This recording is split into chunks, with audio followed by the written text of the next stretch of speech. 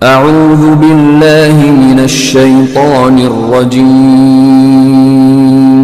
بسم الله الرحمن الرحيم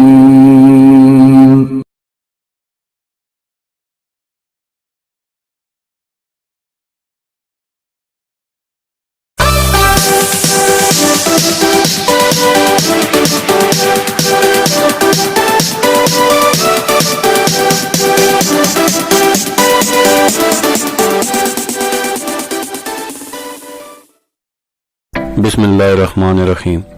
عزیز گوٹ فارم پاکستان ایشیا کے یوٹیوب چینل پر شاہ کاظمی اور میری ٹیم کی طرف سے آپ سب لوگوں کو السلام علیکم ورحمۃ اللہ وبرکاتہ۔ فارمنگ کی اصل کامیابی فارم کے اندر پیدا ہونے والے بچے ہوتے ہیں۔ ایک فارمر کا اصل منافع ہی اس کو حاصل شدہ بچوں کی تعداد ہوتی ہے۔ ہم نے اپنی زندگی میں بہت سارے ایسے فارمرز دیکھے ہیں اور ان کی تعداد ہزاروں میں ہو سکتی ہے جن کو بچوں کی درست دیکھ بھال کا علم نہیں ہوتا، اور علم نہ ہونے کی وجہ سے بچوں کی پرورش کے مسائل ان کے سامنے آتے رہتے ہیں اور وہ گوٹ فارمنگ میں کافی نقصان اٹھاتے رہتے ہیں۔ ہمارے ہاں زیادہ تر لوگ موسم سرما میں بکریوں کے بچے لینے سے گھبراتے ہیں کیونکہ وہ سردی میں ان کو بچا نہیں سکتے، اور صرف اسی وجہ سے وہ سال میں ایک دفعہ بریڈنگ کے قائل ہیں، اور وہ جون، جولائی، اگست، ستمبر ان ماہ میں بکریوں کو کراس کروانے سے گھبراتے ہیں کیونکہ انہیں ڈر ہوتا ہے کہ اگر بچے سردی میں پیدا ہو گئے تو وہ بچوں کو سروائیو نہیں کروا سکیں گے، بچا نہیں سکیں گے۔ اور اسی ڈر نے ہمارے معاشرے میں یہ بات مشہور کر دی ہے کہ سردیوں میں بچے مختلف بیماریوں کا شکار ہو کر مر جاتے ہیں، اور سردیوں میں بچے لینا ایک فارمر کے لیے نقصان دہ ثابت ہو سکتا ہے۔ سردی ایک طرف رہ گئی، دوسرے سیزن میں بھی یعنی موسم گرما میں بھی پیدا ہونے والے بچے، اگر ایک فارمر کے پاس درست علم نہیں ہے تو وہ بچے اسے اس موسم میں بھی نقصان دے سکتے ہیں اور مسائل پیدا کرتے رہتے ہیں، اور فارمر صرف وہ بچے نہ بچا سکنے کی وجہ سے نقصان اٹھاتا رہتا ہے۔ ہمارے فارمر کی اس میں جو غلطی ہے اس میں صرف بیرونی عناصر کو ہم مورد الزام نہیں ٹھہرا سکتے، گو کہ اکثریت میں ہمیں زیادہ تر گائیڈ کرنے والے حضرات ہی ہوتے ہیں جو انہیں خود علم نہیں ہوتا، اور وہ ہمیں غلط گائیڈ لائن دے رہے ہوتے ہیں جس کی وجہ سے ہمارا نقصان ہوتا ہے۔ مگر اس میں زیادہ غلطی ہماری اپنی کم علمی ہے کہ جب تک ہمیں کسی چیز کا درست علم ہی نہ ہو تو وہ کام کرنا ہمیشہ نقصان کا سبب بنتا ہے، منافع کا تصور نہیں ہو سکتا اس کام میں۔ گو کہ کئی پیچیدہ بیماریاں ہوتی ہیں جو کہ چھوٹے بچوں میں ہمیں مشکلات کا سامنا کراتی ہیں، اور ہمارے بکریوں کے چھوٹے بچے ان بیماریوں میں مبتلا ہو کر اپنی جان سے چلے جاتے ہیں۔ مگر ان بیماریوں میں سب سے زیادہ جو وجہ ہوتی ہے وہ قبض کی وجہ ہوتی ہے۔ قبض ایک مہلک بیماری ہے جو بکریوں کے چھوٹے بچوں میں تمام عمر میں اور بالخصوص 1 ماہ سے کم عمر میں بہت نقصان دہ اور خطرناک تصور کی جاتی ہے۔ آپ کے لیے یہ حیرت کی بات ہوگی کہ بچوں کی پوری دنیا میں شرح اموات میں زیادہ وجہ قبض تصور کی جاتی ہے۔ یہ بیماری گو کے پیچیدہ اتنی زیادہ نہیں ہوتی، مگر ہماری کم علمی اور دوسرا جو لیٹ علاج ہم شروع کرتے ہیں اس کی وجہ سے یہ بیماری دشوار ترین ہو جاتی ہے اور جانور کی جان کے ضیاع کا سبب بنتی ہے۔ سوال یہ پیدا ہوتا ہے کہ ہمیں کیسے پتہ چلے گا کہ جانور کو قبض کیسے ہوتی ہے اور اس کی علامات کیا ہیں۔ اس ضمن میں ہم جواب دینے سے پہلے 2 ویڈیوز کا ریفرنس دینا چاہیں گے۔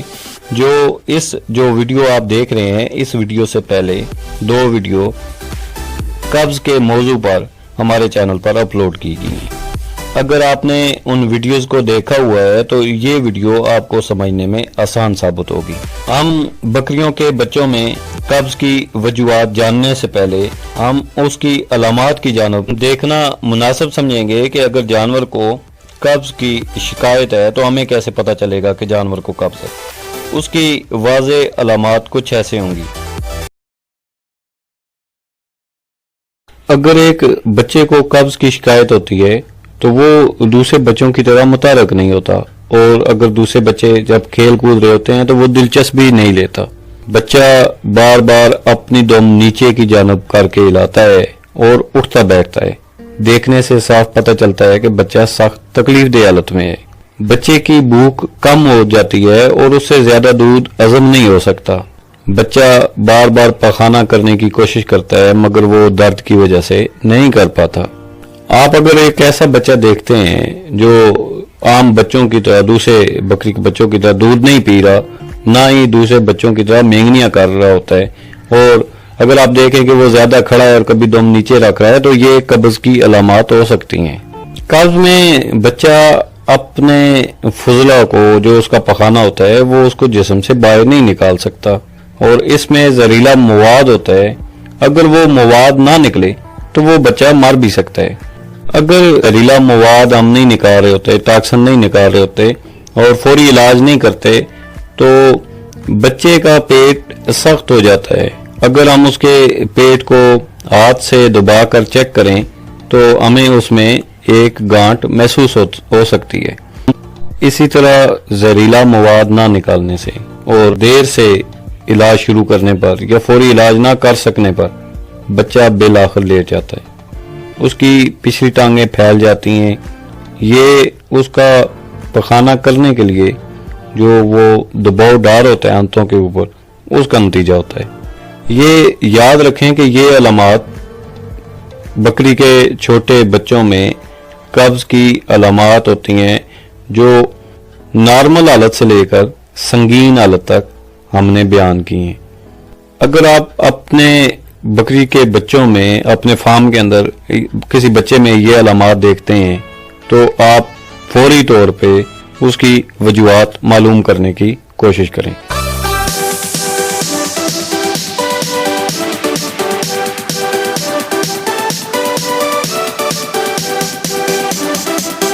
ابھی ہم آگے چلتے ہیں کہ بکری کے بچوں میں قبض کی جو بنیادی وجوہات ہیں وہ کیا ہیں۔ ان میں ہم جو زیادہ اہمیت رکھتی ہیں ہم صرف انہی پر بات کریں گے۔ اس کی وجوہات میں بہت ساری وجوہات ہو سکتی ہیں، مگر جو ایک فارمر کی روزمرہ روٹین میں جو چیزیں دیکھنے میں آتی ہیں، جو وجوہات دیکھنے میں آتی ہیں، ہم ان پر بات کرنے کی کوشش کریں گے۔ تو آئیں ہم قبض کی وجوہات پر جاتے ہیں کہ کس وجہ سے قبض جنم لیتی ہے۔ ویسے تو قبض کی کئی وجوہات ہو سکتی ہیں، مگر ہم مشہور اور زیادہ اہم وجوہات کی طرف جانب جائیں گے جو کہ زیادہ خطرناک تصور کی جاتی ہیں۔ ان میں ایک خون کی مہلک بیماریاں، جس میں چیچڑوں کی وجہ سے جسم کو، جانور کے جسم میں بیماریاں جنم لیتی ہیں۔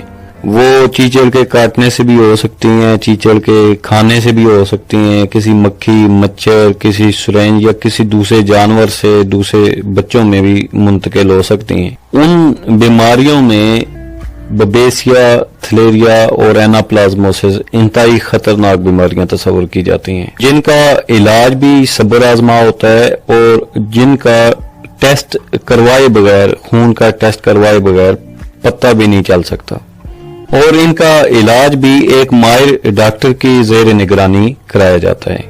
اگر ایک ماں ببیسیا، تھلیریا یا ایناپلازموسس کا شکار ہے تو اس کے نتیجے میں اس کے پیٹ میں سے نکلنے والے بچے، پیدا ہونے والے بچے، وہ بھی ان بیماریوں کا شکار ہو سکتے ہیں۔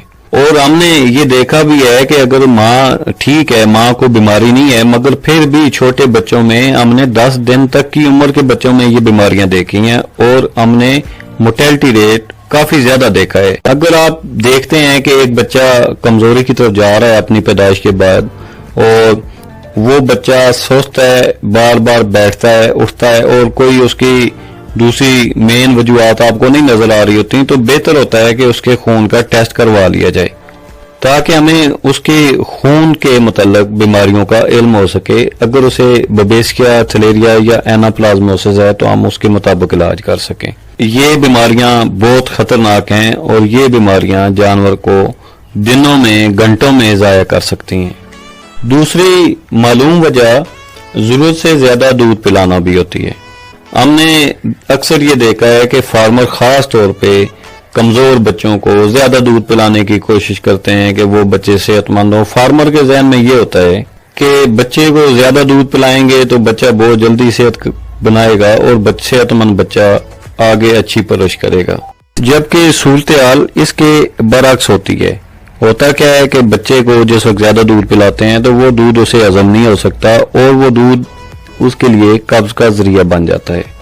اسی طرح اگر بکری کا اپنا دودھ کم ہے یا دستیاب ہی نہیں ہے، بالکل نہ ہونے کے برابر ہے، اور ہم اسے بچے کو دوسرے جانور کا دودھ استعمال کروا رہے ہوتے ہیں یا ملک ریپلیسر کا استعمال کروا رہے ہوتے ہیں، تو اس کے معدہ میں اس دودھ کو ہضم کرنے کے بیکٹیریا نہیں ہوتے، اور جب ہم اس کو زیادہ مقدار میں استعمال کرواتے ہیں تو وہ بھی دودھ جو دوسرے جانور کا دودھ ہوتا ہے یا ملک ریپلیسر ہوتا ہے وہ بھی بچے میں قبض کا ذریعہ بن جاتا ہے. اسی طرح بعض ماں بکریوں کی بولی اتنی گاڑی ہوتی ہے کہ پینے والے بچے کا مقد مینگنیوں کے باہر جانے کے بعد بہت سخت ہو جاتا ہے. اسے بیرونی قبض کی شکل کے طور پر جانا جاتا ہے کیونکہ اس عمل میں مینگنیوں کو بیرونی طور پر رکاوٹ ہوتی ہے. آپ اس میں بآسانی دیکھ سکتے ہیں کہ بچوں کے پخانے کے مقام پر سخت تہ بنی ہوئی ہوتی ہے اور وہ اس کی مینگنیوں کو اس کے پخانے کو باہر آنے سے روک رہی ہوتی ہے. جب یہ حالت بنتی ہے تو لازمی طور پہ اس کی آنتوں میں بھی یہی حالت پیدا ہو جاتی ہے اور اسے اندرونی قبض کہا جاتا ہے. یہ دونوں صورتحال بچے کے لیے بہت زیادہ پریشان کن ثابت ہوتی ہے. بیرونی قبض کو ہم اس مواد کو ہٹا کر چھٹکارا حاصل کر سکتے ہیں، مگر اندرونی قبض کے لیے ہمیں انیما کا استعمال کرنا پڑتا ہے. ہم اپنے آئندہ آنے والے پروگراموں میں ببیسکیا، تھلیریا، ایناپلازموسس اور انیما کے طریقہ کار پر تفصیل سے بات کریں گے. ابھی ہم قبض کی اگلی وجہ کی جانب چلتے ہیں. ایسے جانور یا ایسے والدین جن میں سیلینیم کی کمی ہو، ایک ریوڑ ہے، ریوڑ کے اندر تمام جانوروں میں اگر سیلینیم کی کمی ہے تو اس کے نتیجے میں ان جانوروں کے پیدا ہونے والے بچے بھی سیلینیم کی کمی کا شکار ہوتے ہیں. اور اگر بچہ سیلینیم کی کمی کی وجہ سے قبض کا شکار ہے تو یہ علامات 2 سے 4 دنوں میں دیکھنے میں آ جاتی ہیں. اگرچہ بہت ساری اور بھی بیماریاں ہیں جو کہ ہماری ناقص دیکھ بھال کی وجہ سے ہوتی ہیں، مگر یہ معلوم وجوہات قبض کا سبب بنتی ہیں. اسی طرح ایک اور وجہ میں ہم جب بکری حاملہ ہوتی ہے اور چوتھے ماہ میں خاص طور پہ ہم نے دیکھا ہے کہ فارمرز کی غلط پریکٹس ہوتی ہے کہ وہ چوتھے ماہ میں خوراک کو بڑھا دیتے ہیں. زیادہ دانے دار ونڈے کا استعمال یا دانہ کھلا دینے سے بچے جو پیدا ہوتے ہیں ان کی پیشاب کی نالی میں پتھری کی شکایت پیدا ہو جاتی ہے اور وہ بچے بھی پیشاب نہ کرنے کی وجہ سے قبض کا شکار ہو جاتے ہیں اور عموماً ایسے بچے ضائع ہو جاتے ہیں. اس لیے ہمیں چاہیے کہ ہم حاملہ بکریوں کو شروع ماہ سے ہی متوازن غذا دیں اور اس میں دانے دار اجناس کا استعمال ہم مناسب مقدار میں کریں تاکہ ہمارے بچے اس بیماری کا شکار نہ ہوں. موضوع کو اختتام کی جانب لے جانے سے پہلے آپ لوگوں سے درخواست کروں گا کہ اگر آپ گوٹ فارمر ہیں اور آپ بچے لے رہے ہیں تو آپ بچوں کی پرورش کا درست علم سیکھنے کی کوشش کریں. ہمارے گروپ کا اور ہمارے یوٹیوب چینل کا یہ خاصا رہا ہے کہ ہم آپ کو اصل معنوں میں گوٹ فارمنگ سکھانے کی کوشش کرتے ہیں، اور آپ سے اتنا ہی عرض کروں گا کہ اگر آپ کامیاب گوٹ فارمر بننا چاہتے ہیں تو بچوں کو فارم کے اندر سنبھالنے کی کوشش کریں. ہم نئے پروگرام میں نئے موضوع کے ساتھ آپ کی خدمت میں دوبارہ حاضر ہوں گے. جانے سے پہلے آپ لوگوں سے درخواست کروں گا اگر آپ نے ہمارا چینل سبسکرائب نہیں کیا تو چینل کو سبسکرائب کر لیں. ہماری ویڈیوز ان لوگوں تک پہنچائیں جن کو آپ کی نظر میں مدد کی ضرورت ہے. یہ ویڈیوز کیسی لگتی ہیں ہمیں کمنٹس میں بتائیں، اور ویڈیو اچھی لگے تو براہ کرم لائک کیجیے گا. انشاءاللہ نئے پروگرام میں نئے موضوع کے ساتھ آپ لوگوں کی خدمت میں حاضر ہوں گے. تب تک کے لیے اجازت. خدا حافظ.